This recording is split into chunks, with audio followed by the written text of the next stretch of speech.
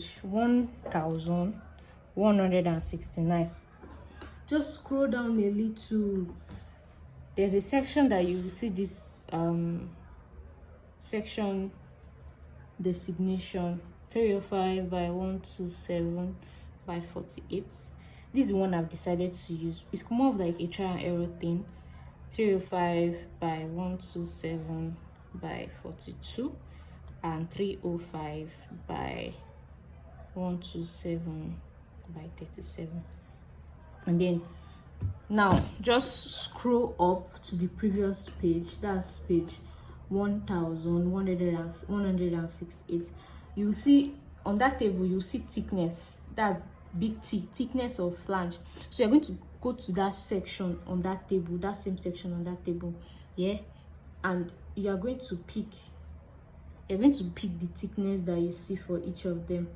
For me here, because I don't really want to make mistake, as I'm like being slow, I have 14.0. if I'm sure. This thing really has to look at. I have 12.1 and I have 10.7. All these criteria, we are still going to be like using them later on. Then this is your x axis xx. That is our plastic modulus along the x-axis. That is S. And you already have your py as 275, so we are just going to do the multiplication here. So you scroll back to the previous table that we used and go to that same section, and you will see plastic modulus on the table, axis xx, unit cm raised to power 2. I'm just going to write it for everything. So I have 711,614 and 539. Yeah. So this thing is not just as easy as like just multiplying it together.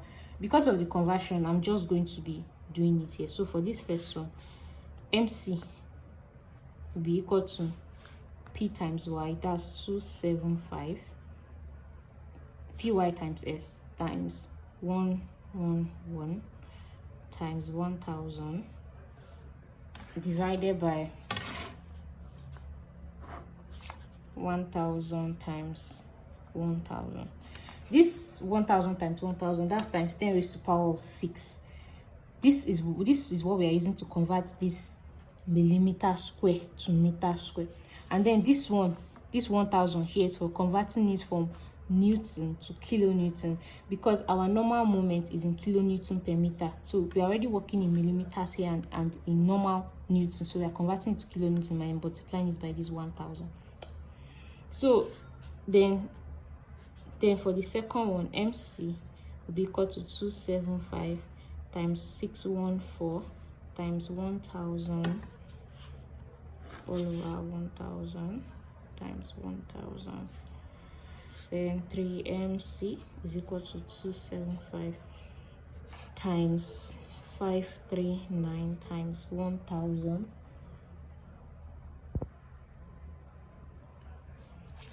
all divided by 1000 times 1000, which is equal to, so I'm just quickly going to punch that in my calculator here. So 275 times 711 times 1000 times 1000. I could have just put times 10 raised to power 6, but oh well. Did I type it in right? So this is 195.5 kilonewton.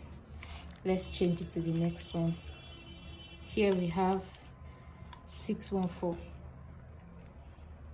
That is 168.85 kilonewton.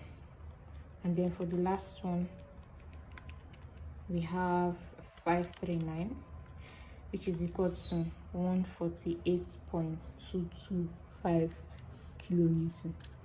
Now, the conventional rule is that your moment should be less than your moment capacity. That is, like, for example, this beam is saying that you cannot bend me more than this, yeah?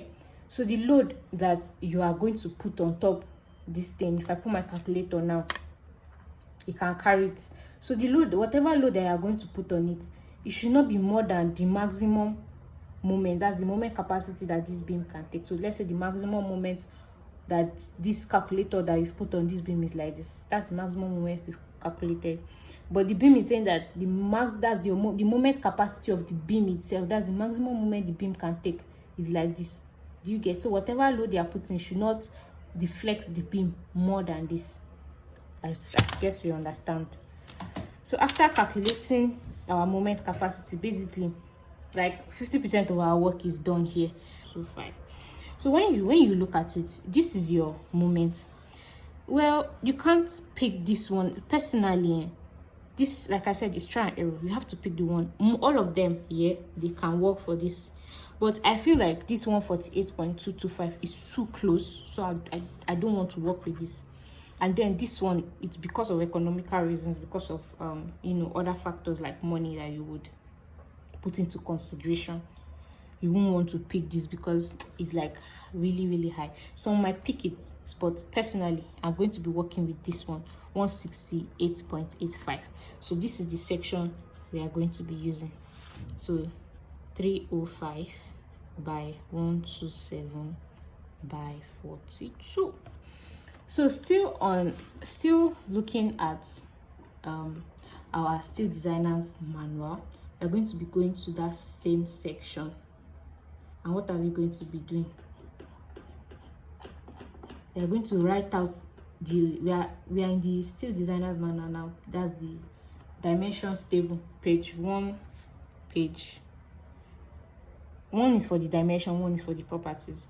So page 1168, that's where we are now. So this section that we have picked now is like in the middle. So we're going to be writing all the properties. We're going to start with your D. Your D is your depth of section. Your D, I would have preferred it like in a tabular form, yeah, but you can do it however you want. Then you have your B, you have your small t, you have your big T, you have your,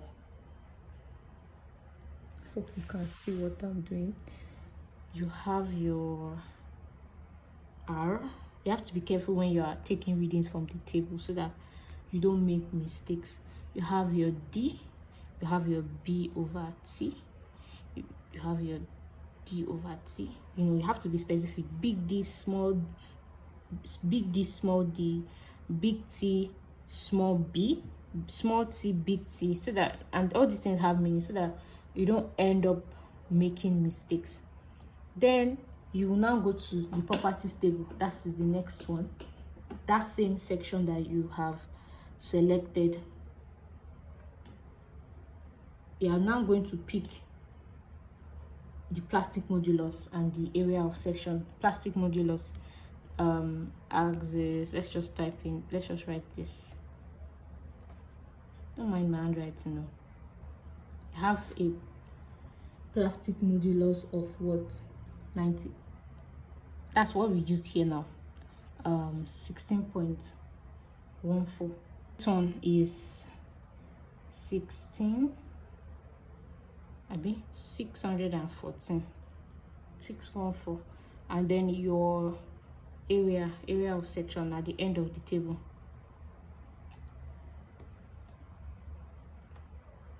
Your area of section, you have that as 53.4. So we have our D as 307.2 mm, then 124.3, 8.0 mm. It's very important that you put unit mm raised power 2 mm raised power 2. Then we have our big T as 12.1 millimeter. Then we have R as 8.9 mm.